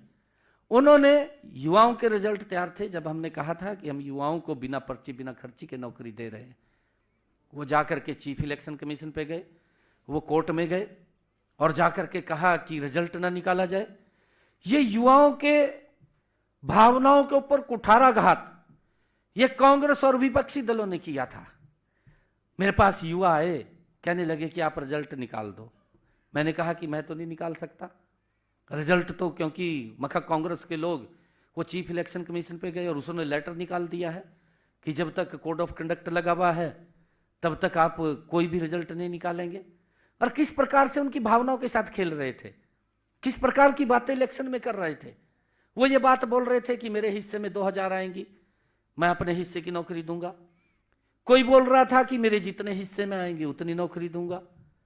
और यहां तक कि एक व्यक्ति तो उनका जो प्रत्याशी था, चुनाव लड़ रहा था, वो ये कह रहा था कि मुझे 50 वोट दो, मैं 50 वोट पे एक नौकरी दूंगा। अरे किस प्रकार से उनकी भावनाओं के साथ खेल रहे थे, किस प्रकार से खिलवाड़ कर रहे थे। अरे जिस प्रकार का 2014 से पहले का सिस्टम था उस सिस्टम को दोबारा स्थापित करना चाहते थे। युवाओं के अंदर भय था, युवा मेरे पास आए, युवा रो रहे थे, युवा ये कह रहे थे कि आप रिजल्ट निकालिए। मैंने कहा कि मैं रिजल्ट नहीं निकाल सकता जब तक, परंतु मैंने उनको एक इंश्योरेंस दिया, मैंने उनको एक आश्वासन दिया कि मैं शब्द बाद में लूंगा, पहले मैं आप लोगों को ज्वाइनिंग लेटर दूंगा। और मुझे खुशी है इस बात को बताते हुए कि हमने युवाओं की उस भावना को, उस विश्वास को कायम रखा है। और हरियाणा प्रदेश के लोगों का मैं दिल से धन्यवाद करता हूं, उन परिवारों का धन्यवाद करता हूं कि जिन्होंने इस सरकार के अंदर तीसरे टर्म में एक बड़े मैंडेट के साथ विश्वास व्यक्त किया है। मेरी सरकार की जिम्मेवारी है कि हम युवाओं के उस भावना को किसी भी ऐसे व्यक्ति से कुचलने नहीं देंगे जो कुचलने की कोशिश कर रहे थे। हम उनको बाहर करने का काम किया। मैंने युवाओं से ये आश्वासन दिया कि मैं शब्द बाद में लूंगा, परंतु पहले आपको ज्वाइनिंग लेटर दूंगा, ज्वाइनिंग कराऊंगा। और मुझे खुशी है कि हम उस संकल्प के ऊपर पूरा उतरे हैं। हमने 25,000 युवाओं को पहले ज्वाइनिंग दिया, फिर मैंने अपने ज्वाइनिंग के ऊपर साइन किया रजिस्टर में बैठ करके, पहले उनको मिला। ये मेरे लिए बड़ी खुशी की बात है और मुझे बड़ा गर्व भी होता है।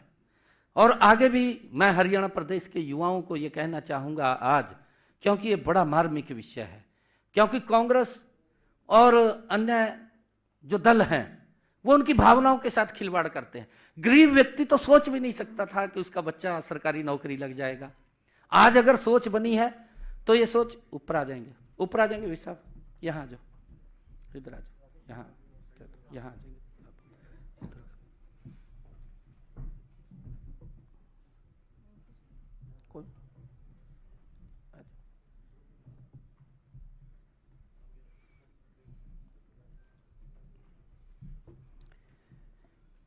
गरीब परिवार का बच्चा यह भी नहीं सोच सकता था, कांग्रेस के समय में वो वोट तो देता था, वोट तक गरीब परिवार सीमित था, परंतु वो अपने बच्चे को नौकरी लगवा सके, संभव नहीं था। ये संभव अगर हुआ है तो ये डबल इंजन की सरकार में हुआ है। नरेंद्र मोदी और भारतीय जनता पार्टी की सरकार में ये संभव हुआ है और उसका परिणाम निकला है। उसका परिणाम यही निकला है कि हमने बड़ा विश्वास लोगों में गया है कि 25,000 नौकरियां बिना पर्ची बिना खर्ची के इतिहास में पहली बार हरियाणा प्रदेश के अंदर हमने दी हैं। और युवाओं में, युवाओं के माँ बाप में, प्रदेश के आमजन में इस बात की गया है, विश्वास गया है कि ये सरकार ये काम करने वाली सरकार है। और हमने पिछले 10 वर्षों के अंदर अगर हम बात करें, पिछले 10 वर्षों में 1,75,000 युवाओं को बिना पर्ची बिना खर्ची के हरियाणा सरकार की नौकरी देने का काम ये हमारी सरकार ने किया है। और मैं ये कहना चाहूँगा कि हमने अपने संकल्प पत्र में कहा है कि आने वाले समय के अंदर हमारी सरकार 2 लाख और नौकरियां देने का काम करेगी, बिना पर्ची बिना खर्ची के करेगी। समय समय के ऊपर, क्योंकि 5 साल के लिए मैंडेट है और लगातार हम हर साल इसके अंदर बढ़ाने का काम करेंगे। मुझे बताते हुए कि धन के अभाव में मेधावी छात्र उच्च कोटि के शिक्षण संस्थानों में शिक्षा प्राप्त करने से वंचित हो जाता था। गरीब व्यक्ति था, पैसे के अभाव के कारण नहीं पढ़ पाता था, क्योंकि वो कहीं दाखिला नहीं ले पाता था। हमने उनका ख्याल रखा है और हमने मेधावी छात्रों को वित्तीय सहायता प्रदान करने के लिए पीएम विद्या लक्ष्मी योजना, उसका शुभारंभ किया है। पीएम विद्या लक्ष्मी योजना 6 नवंबर को शुरू की गई। इसके तहत उच्च कोटि के उच्च शिक्षण संस्थानों में प्रवेश लेने वाले छात्रों को ट्यूशन फीस पूरी राशि और पाठ्यक्रम से संबंधित अन्य खर्चों के लिए बैंकों व वित्तीय संस्थानों से गारंटी मुक्त ऋण दिलवाया जाएगा। ये निर्णय हमने किया है और मुझे खुशी है बताते हुए कि मैं आपको बताना चाहता हूं कि हमने ये भी अपने संकल्प पत्र में कहा है, हमने ये भी कहा है कि जो हमारे एससी और ओबीसी समाज के बच्चे हैं, देश के किसी भी सरकारी संस्थान में, चाहे वो कॉलेज है, चाहे यूनिवर्सिटी है, चाहे वो पॉलिटेक्निकल है, चाहे वो मेडिकल में है, चाहे वो आईआईटी में है, कहीं पर भी वो सरकारी उसके अंदर पढ़ने के लिए जाता है तो उसकी सारी फीस स्कॉलरशिप के माध्यम से हमारी सरकार देने का काम करेगी। ये भी निर्णय हमने किया है। ग्रामीण क्षेत्रों के युवाओं को जिम के सुविधा मिले, हष्ट पुष्ट हों, स्वस्थ हों, उसको लेकर के हमने पिछले दिनों, हमने अपने संकल्प पत्र में भी कहा था, हमने पिछले दिनों 19 जिलों में 50 करोड़ रुपए की लागत से 250 इंडोर जिम खोले हैं। अभी पिछले दिनों ऑनलाइन हमने उसका काम किया है, यो हमने जो कहा था। हमारे युवाओं ने खेलों में प्रदेश और देश का नाम दुनिया भर में चमकाने का काम वो हमारे हरियाणा के युवाओं ने किया है। हमें गर्व है कि हमारे ऐसे 11 प्रतिभाशाली खिलाड़ियों को माननीय राष्ट्रपति महोदय श्रीमती द्रौपदी मुर्मू जी ने हाल ही में उनको सम्मानित किया गया। इनमें से एक खिलाड़ी को मेजर ध्यानचंद खेल रत्न अवार्ड से सम्मानित किया गया, 10 खिलाड़ियों को अर्जुन अवार्ड से सम्मानित किया गया, एक कोच को द्रोणाचार्य अवार्ड से सम्मानित किया गया है। इन सब खिलाड़ियों और इनके माता पिताओं को, क्योंकि उनकी बड़ी मेहनत होती है और सरकार मजबूती से उनके पीछे खड़े होकर के उनको आगे बढ़ाने का काम करती है। और उनके प्रशिक्षक जो उनको ट्रेनिंग देते हैं, उनके ट्रेनर्स, उनको सबको मैं बहुत बहुत शुभकामनाएं और बधाई देता हूं। पेरिस पैरालंपिक में स्वर्ण पदक और टोक्यो पैरालंपिक में कांस्य पदक जीतने वाले हरियाणा के तीरंदाज हरविंदर सिंह का नाम इस साल पद्म श्री से सम्मानित होने वालों में आया है। झज्जर निवासी साहित्यकार डॉक्टर संतराम देसवाल को भी पद्म श्री से सम्मानित किए जाने का घोषणा हुई है। मैं उन्हें भी हार्दिक बधाई और शुभकामनाएं देता हूं। मुझे खुशी है कि तीसरे कार्यकाल में पहले विधानसभा सत्र में हमने जो हमारे HKRN के कर्मचारी थे, पार्ट 1 और पार्ट 2 के कर्मचारी थे, जिनकी सर्विस 5 साल पूरी हो गई थी। ऐसे सब युवाओं को हमने विधानसभा के अंदर बिल ला करके कैबिनेट में पहले पास किया, फिर विधानसभा में बिल लेकर के आए और उनकी सेवाओं को सुरक्षित करने का निर्णय ये हमारी सरकार ने किया है। और इसी तरह हमने तकनीकी शिक्षा विभाग के अतिथि संकाय व अतिथि अनुदेशकों और कॉलेज के एक्सटेंशन लेक्चरर व अतिथि अध्यापकों को सेवाओं को भी हमने सुरक्षित करने का काम किया है। राज्य सरकार के कर्मचारियों और न्यायिक अधिकारियों की किसी की अगर कोई डेथ हो जाती है, उनकी सह सेवानिवृत्ति ग्रेजुटी की अधिकतम सीमा जो पहले 20 लाख रुपए थी उसको बढ़ा करके हमने 25 लाख रुपए किया है। ये भी हमने कहा था। हमने ये भी कहा था अपने संकल्प पत्र के अंदर, इसको पूरा किया है कि जो हमारे केंद्रीय सशस्त्र बलों और केंद्रीय सशस्त्र पुलिस बलों के कर्मियों के युद्ध में मृत्यु हो जाने पर या शहीद हो जाने पर उनके परिवारों को दी जाने वाली सहायता, पहले वो 50 लाख रुपए थी, हमने संकल्प पत्र में कहा था कि हम इसको 1 करोड़ रुपए करेंगे और हमने उसको कर दिया है। अब 1 करोड़ रुपया उन परिवारों को सहायता देने का काम हमारी सरकार कर रही है। हमने किसान हित में भी जो बात कही थी उसको पूरा किया है। अन्नदाता का हित हमारी नीतियों के केंद्र में रहा है।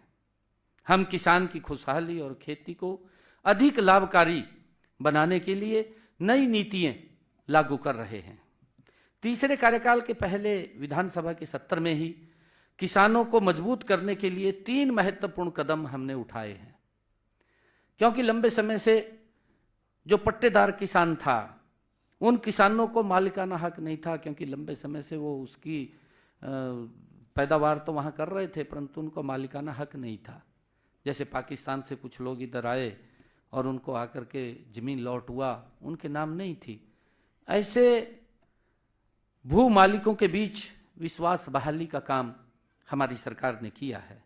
आप सभी जानते हैं कि पहले भू मालिकों और काश्तकारों में के बीच ज़मीन के कब्जे तथा मुआवजे इत्यादि को लेकर विवाद वो लिटिगेशन कोर्ट में चलते रहते थे, परंतु हमने निर्णय किया है कि ऐसे पट्टेदार किसानों को, ये विधानसभा के अंदर बिल लेकर के आए और उसके अंदर हमने पास किया कि कलेक्टर रेट लेकर के ऐसे किसानों को, कलेक्टर रेट भी 19 नवंबर 2024 को हम लेकर के आए।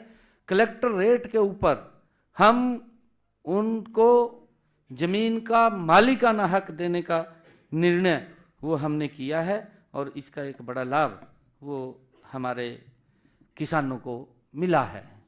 हमने जो हमारे गांव के अंदर लोग जो श्यामलात भूमि के ऊपर काबिज थे, ऐसे लोगों को भी हमने मालिकाना हक देने का काम ये निर्णय किया है।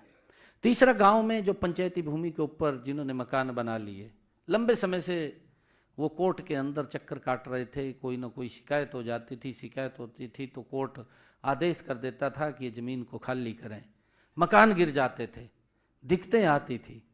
परंतु उस दिक्कत को हमने दूर किया है कि अगर 20 वर्ष से ज़्यादा कोई भी व्यक्ति पंचायती भूमि के ऊपर उसने मकान बनाया है, वो बैठा है, कलेक्टर रेट लेकर के 500 वर्ग गज तक वो जमीन को अपने नाम करा सकता है। ये भी निर्णय हमने उसको मालिकाना हक देने का काम हमने जो संकल्प पत्र में कहा था उसको पूरा किया है।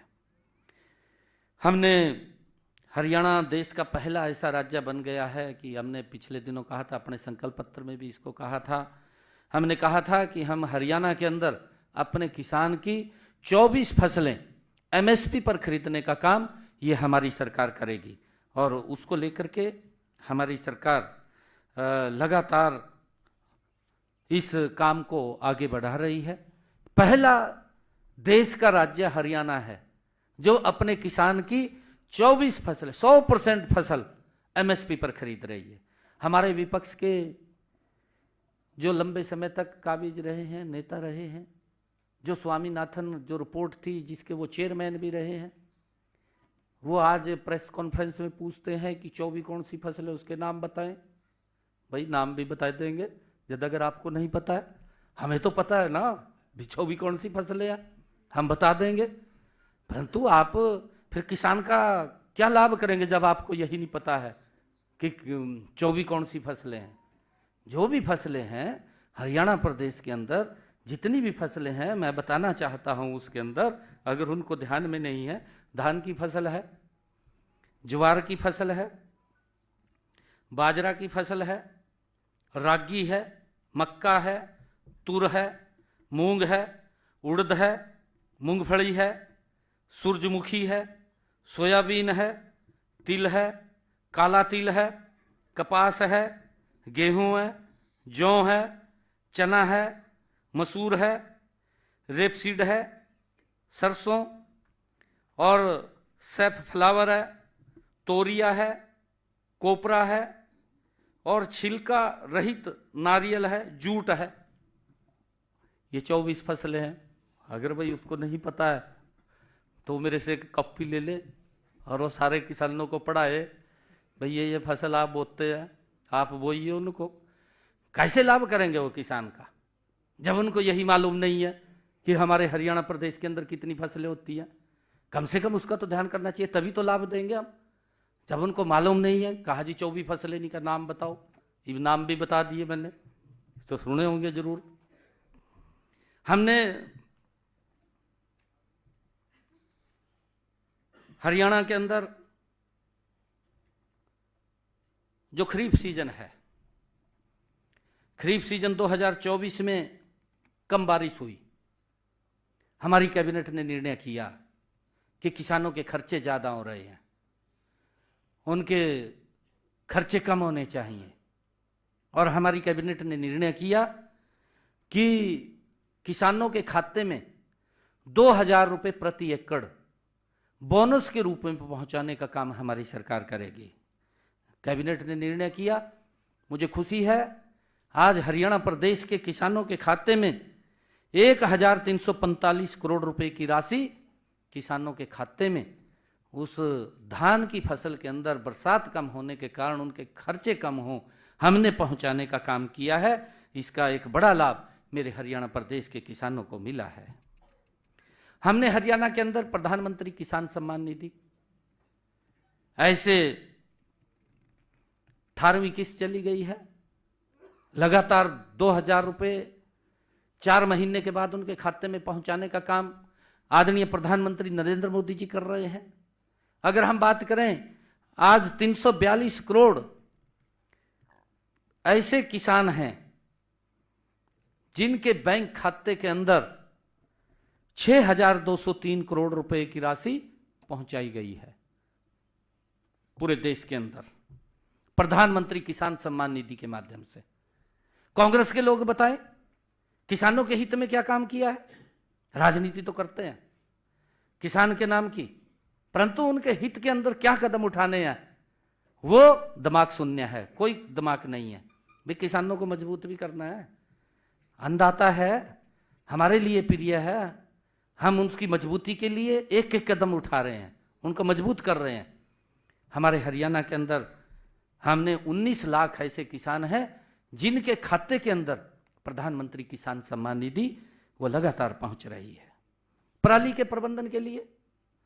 क्योंकि दिल्ली के अंदर अब इलेक्शन चल रहा है, वहां के मुख्यमंत्री केजरीवाल साहब पर्ची दी है, भाई पीछे थे पर्चियों दी है, कहा जी 1:15 हो गया, अरे भी आधा भी नहीं कहा आपने करया। ये 100 दिन के काम है, 100 दिन के काम है, गति से काम हो रहे हैं, बताने तो पड़ेंगे। आपकी तरफ से तो नहीं ना कुछ है, फिर ठीक है, ये पर्ची आप पकड़ो भाई। ठीक ठीक है।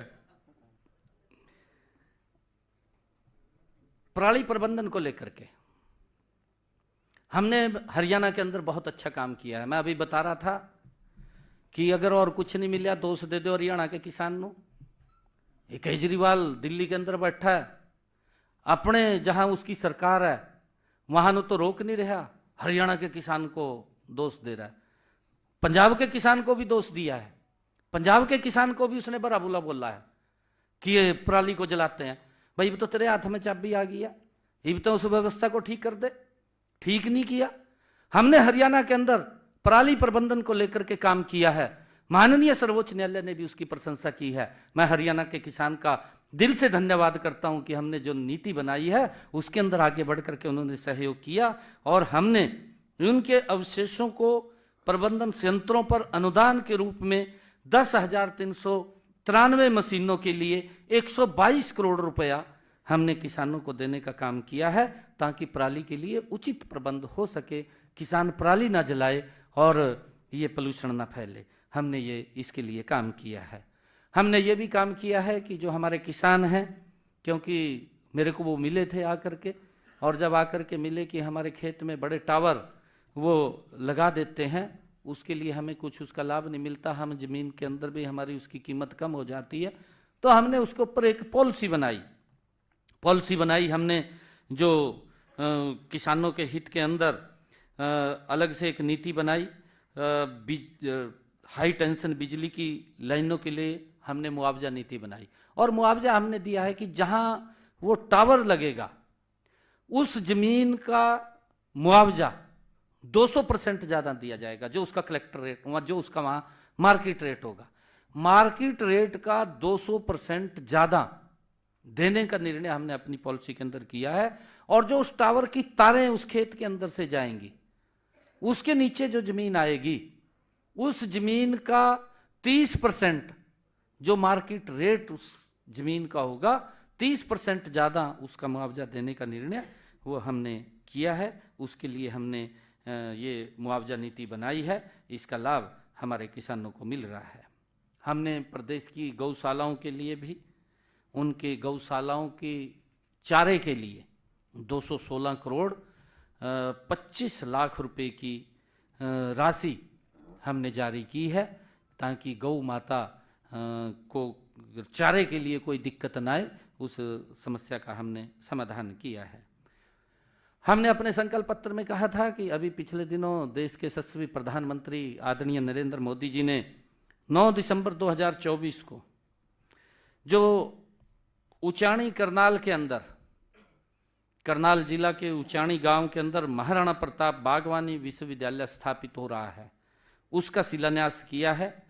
65 एकड़ के अंदर यह कैंपस बन रहा है और 700 करोड़ रुपए की लागत उसके ऊपर आएगी। उसका शिलान्यास आदरणीय प्रधानमंत्री जी ने किया है। हमने अपने संकल्प पत्र में भी उसका जिक्र किया था और हमने उसको पूरा किया है। हमारे जो व्यापारी भाई हैं, प्रदेश के विकास में अपना महत्वपूर्ण योगदान रखते हैं। हम उनके हितों के प्रति पूरी सजगता से हमारी सरकार काम कर रही है। मुझे आड़ती मिले थे आकर के, क्योंकि केंद्र पूरे देश को ध्यान में रख करके पॉलिसी बनाता है। उन्होंने पूरे देश के किसानों के लिए जो आड़तियों का कमीशन था वो 46 रुपये रखा, परंतु आड़ती कहने लगे कि हमें इसमें पूरा नहीं होता, आप इस कमीशन को बढ़ाएं। तो उन्होंने एक हमें ज्ञापन दिया था, हमने अपने संकल्प पत्र में भी डाला, और डाला नहीं, हमने उसको पूरा कर दिया है। अब हरियाणा के हमारे आड़ती भाइयों को जो कमीशन का उन्होंने 46 रुपये के अंदर देता था, अब हरियाणा उसके अंदर ऐड करके 55 रुपये देने का काम हमारी सरकार ने किया है। और मुझे खुशी है कि आड़तियों के खाते के अंदर उस कमीशन का 309 करोड़ रुपए की राशि भी हमने जारी कर दी है, उनके खाते में चला गया है। हमने 2024-25 के दौरान खरीफ सीजन के कस्टम मिल्ड राइस डिलीवरी के लिए हमारे पास राइस मिलर एसोसिएशन के वो पदाधिकारी आकर के मिले कि हमें इसके ऊपर बोनस दिया जाए, क्योंकि हमें घाटा होता है इसके अंदर, उसकी वो सूख जाता है, सूख करके हमारे ऊपर खर्चा पूरा नहीं होता। तो हमने उन राइस मिलर्स को भी हमने कहा था कि हम आपको लाभ देंगे। 62 करोड़ 58 लाख रुपए की प्रोत्साहन राशि भी हमने उनके खाते के अंदर पहुंचाने का काम किया है। मुझे खुशी है बताते हुए कि व्यापारियों के लिए जो हमारे करदाता हैं, जो प्रदेश का विकास गति से होता है और जो उसमें उनका योगदान बड़ा होता है, ऐसे करदाताओं की सुविधाओं के लिए हमने रेवाड़ी के अंदर 29 करोड़ रुपए की लागत से एक कर भवन का निर्माण वहां किया है, और जिसमें पूरे प्रदेश के अंदर अलग अलग उनके कार्यालय 27 जीएसटी के कार्यालय, ताकि जीएसटी सुविधा, कोई समस्या, कोई दिक्कत, कोई उनको और कोई प्रॉब्लम आ जाए तो उसको उससे डर ना लगे, वो बेखौफ हो करके वहाँ पर ये सुविधा केंद्र हमने खोले हैं। वो पूछ सकता है, किसी को रिटर्न में दिक्कत है, किसी का कोई और लिटिगेशन है, उसको लेकर के वो उनसे लाभ ले सकता है। हमने वो सुविधा केंद्र खोले हैं जिसके ऊपर 29 करोड़ रुपए की लागत आई है। हमने गत 2024 को छोटे व्यापारियों को राहत देने के लिए जीएसटी से पहले 7 अधिनियमों के तहत बकाया कर राशि के निपटान के उनके कुछ लिटिगेशन के मामले थे। हरियाणा के अंदर ऐसे हमारे लगभग 10 लाख से जो रुपए से नीचे व्यापारी थे, 2 लाख ऐसे हरियाणा प्रदेश के अंदर व्यापारी थे जिनका ये टैक्स को लेकर के कोर्ट के अंदर लिटिगेशन में थे। उनको एक बड़ी राहत देने का काम हमने किया, हमारी सरकार ने किया है। हमने उनको राहत दी है कि जो 10 लाख रुपए से नीचे के हैं, ऐसे लोगों को ब्याज तो पूरा माफ किया है, ब्याज के साथ साथ उसके मूल का भी 10 लाख रुपए से कम आने का 60% हमने माफ किया है, और उसका मूल में से जो 60% माफ करके बचेगा उसमें से भी 1 लाख रुपया हमने माफ करने का निर्णय किया है। और इसी के साथ ही हमने जो 10 लाख रुपए से ऊपर के, 10 करोड़ रुपए के नीचे के ऐसे जो व्यापारियों के लिटिगेशन थे, उनको हमने ब्याज तो माफ किया है और उसके मूल में से भी 50% उसका माफ करने का निर्णय हमने पिछले दिनों अपनी कैबिनेट के अंदर लिया है। और इसका एक बड़ा लाभ वो हमारे हरियाणा प्रदेश के व्यापारियों को मिलेगा। जो ये एक समस्या थी, उस समस्या का हमने समाधान किया है।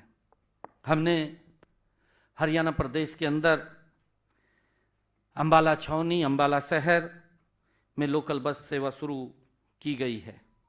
पीएमई बस सेवा परियोजना के तहत प्रदेश के 7 प्रदेश शहरों में फरीदाबाद, गुरुग्राम, हिसार, रोहतक, पानीपत, करनाल और यमुनानगर के लिए 450 नई बसें खरीदने की स्वीकृति भी हमने दे दी है। जल्दी ही वो बसें भी आ जाएंगी ताकि हरियाणा प्रदेश के लोगों को ठीक उनको यात्रा में असुविधा ना हो, उनको सुविधा मिले, उसको लेकर के हमने ये निर्णय किया है। कल ही 26 जनवरी थी, गणतंत्र दिवस, उसकी मैं आप सबको पुनः बहुत बहुत बधाई भी देता हूँ, शुभकामनाएं देता हूँ। हमने कल ही गणतंत्र दिवस के अवसर पर प्रदेश के 5 रोडवेज डिपो में इलेक्ट्रिक बस सर्विस शुरू की गई है और हर डिपो से 5-5 बसें, कुल मिलाकर के 25 बसों को रवाना किया गया।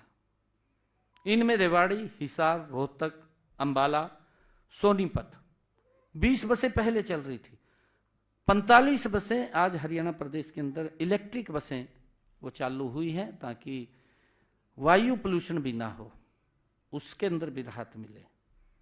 इलेक्ट्रिक बसों के संचालन के लिए Haryana city bus services limited का गठन किया गया है।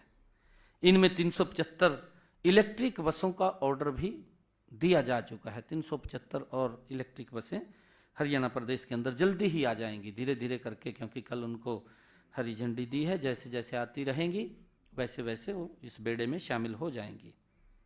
हमने हरियाणा शहरी विकास प्राधिकरण के प्लाट आवंटनियों को भी अनाउंसमेंट से संबंधित मामले के निपटान के लिए भी पिछले दिनों विवादों का समाधान योजना वो शुरू की थी। इसमें 7,000 से अधिक प्लाट धारकों को 550 करोड़ रुपए की राहत मिलेगी, क्योंकि उनके भी लिटिगेशन के मामले थे। वो लिटिगेशन के मामले समाप्त हों और उसको लेकर के हमने इस योजना को शुरू किया है। हमने राज्य में पुराने वाहनों के स्क्रैपिंग व रीसाइक्लिंग सुविधा के लिए भी पंजीकृत वाहन स्क्रैप एवं रीसाइक्लिंग सुविधा प्रोत्साहन नीति 2024 को भी बनाई है। हमने अपने संकल्प पत्र में भी कहा था कि हरियाणा प्रदेश के अंदर जो 70 साल से ऊपर के बुजुर्ग हैं, आदरणीय प्रधानमंत्री जी ने इस बात की घोषणा की थी, 70 साल की आयु के ऊपर के बुजुर्गों के लिए आयुष्मान भारत योजना लेकर के आएंगे। संकल्प पत्र के अंदर हमने उसको पूरा किया है। आज हरियाणा प्रदेश के अंदर जो 70 साल से ऊपर के बुजुर्ग हैं, उनको भी अलग से, कोई भी है, किसी भी वर्ग से है, 5 लाख रुपए का आयुष्मान कार्ड उसको दिया है। अगर कोई दिक्कत बीमारी उसको आ जाती है तो परिवार को इलाज की चिंता नहीं है, उसकी इलाज की चिंता ये हमारी डबल इंजन सरकार को है। और मुझे खुशी है कि अब तक इस योजना के तहत हरियाणा प्रदेश के अंदर 4100 ऐसे लाभार्थियों को 9 करोड़ रुपए के मुफ्त इलाज की सुविधा ये हमारी सरकार ने दी है। ESIC मेडिकल कॉलेज एवं फरीदाबाद में 625 करोड़ रुपए की लागत से बनने वाले 500 बेड अस्पताल के नए भवन की भी आधारशिला आदरणीय प्रधानमंत्री जी ने पिछले दिनों रखी है। इसके विस्तार से प्रदेश के श्रमिकों को और बेहतर चिकित्सा सुविधाएं मिलेंगी। हमने सेक्टर 6 पंचकुला सिविल अस्पताल में पैथोलॉजी, डर्मेटोलॉजी, मनोचिकित्सा और अस्पताल प्रशासन में DNB डिग्री कार्यक्रम शुरू करने की भी मंजूरी प्रदान की है। हर जिले में हमारी सरकार का कमिटमेंट है, हर जिले में एक मेडिकल कॉलेज के लक्ष्य की ओर आगे बढ़ते हुए हमने अभी पिछले दिनों सिरसा में संत सरसाईनाथ मेडिकल कॉलेज, वहां पर भूमि पूजन किया है और जल्दी ही वो बनकर के तैयार हो जाएगा। इंफ्रास्ट्रक्चर के मामले में माननीय प्रधानमंत्री नरेंद्र मोदी जी द्वारा 5 जनवरी को 6,230 करोड़ रुपए की लागत से बनने वाले रिठाला से कुंडली मेट्रो कॉरिडोर का शिलान्यास भी आदरणीय प्रधानमंत्री जी ने किया है। इस कॉरिडोर की लंबाई 26 किलोमीटर तथा इस पर कुल 21 स्टेशन होंगे। इंटीग्रेटेड एविएशन हब हिसार के लिए तकनीकी सहायता हेतु अमेरिका व्यापार एवं विकास एजेंसी USTDA और हरियाणा एयरपोर्ट विकास निगम के बीच समझौता MOU हुआ है, उस पर हस्ताक्षर हुए हैं। जल्दी ही हिसार एयरपोर्ट से हवाई जहाज की उड़ान शुरू हो जाएगी। तीव्र गति से हमारी सरकार उसके ऊपर काम कर रही है। प्रदेश में 232 किलोमीटर लंबी नई संपर्क सड़कों का निर्माण, अंबाला दो एयरपोर्ट, एक अंबाला भी लगभग उसकी दोनों इकट्ठी फाइल चल रही है, उसकी भी NOC आनी थी। अंबाला की भी आ गई है, हिसार की भी आ गई है। अब हिसार के अंदर जो ही उसका एयरपोर्ट का वो ढांचा खड़ा होगा तो जल्दी ही वहां से और अंबाला से उसकी उड़ान शुरू हो जाएगी। प्रदेश में 232 किलोमीटर लंबी नई संपर्क सड़कों का निर्माण 179 करोड़ रुपए तथा 810 किलोमीटर लंबी सड़कों की विशेष मरम्मत का कार्य 347 करोड़ रुपए की लागत से किया जा रहा है। परिवहन व्यवस्था को और सुदृढ़ करने के लिए हरियाणा रोडवेज के बेड़े में 650 नई बसें शामिल करने की मंजूरी भी दी गई है। इनमें 150 AC बसें तथा 500 नॉन AC बसें शामिल होंगी, क्योंकि रोडवेज का इंफ्रास्ट्रक्चर मजबूती से लोगों को, हरियाणा प्रदेश के जन को उसका लाभ मिले, उसको लेकर के हमने ये ऑर्डर हो गया है। जल्दी ही ये बसें तैयार होकर के शामिल हो जाएंगी। हमने गांव के अंदर ये बात कही थी कि हर फिरनी के ऊपर स्ट्रीट लाइटें लगाने की एक योजना हमने शुरू की थी। 5 ब्लॉक के अंदर जहां अधिक आबादी वाले गांव हैं वहां पर हमने उन गांवों को चयन किया था। इसके तहत स्ट्रीट लाइटें लगाने के लिए 1415 गांवों का चयन हुआ है। इनमें से 283 गांवों में स्ट्रीट लाइटें लगाने का काम पूरा कर लिया है और 169 गांवों में वो प्रगति पर है। पिछले 100 दिनों में विकास कार्यों के लिए पंचायतों को हमने 500 करोड़ रुपया विकास कार्यों के लिए जारी किया है। कुल मिलाकर हमने 100 दिनों में जन भावनाओं के अनुरूप तेजी से निर्णय लेते हुए उन्हें लागू भी किया है। और मैं आपको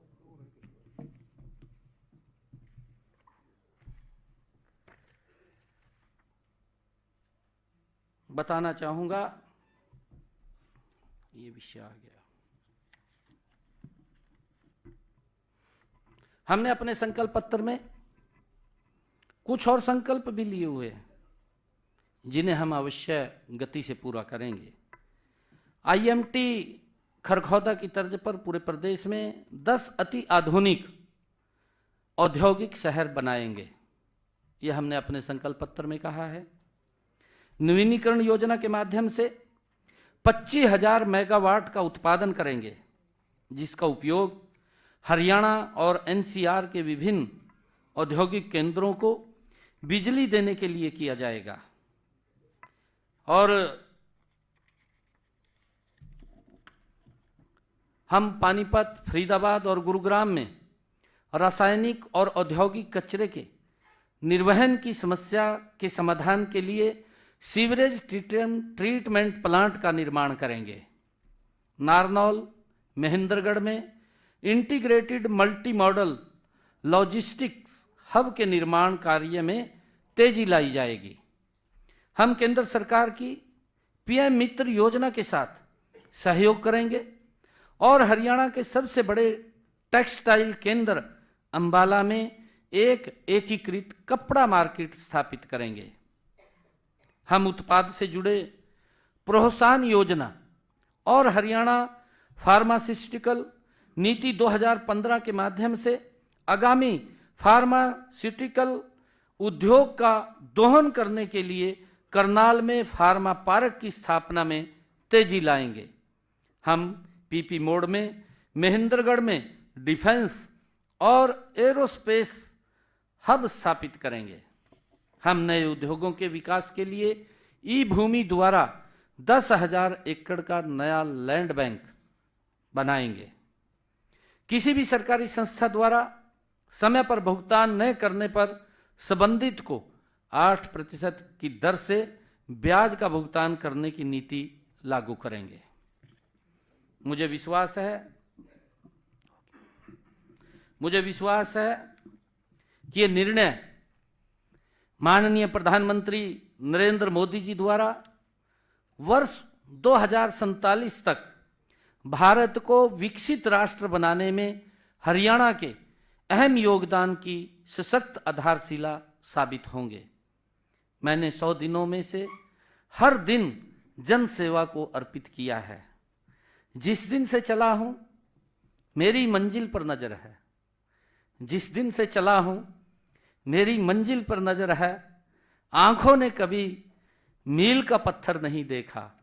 धन्यवाद।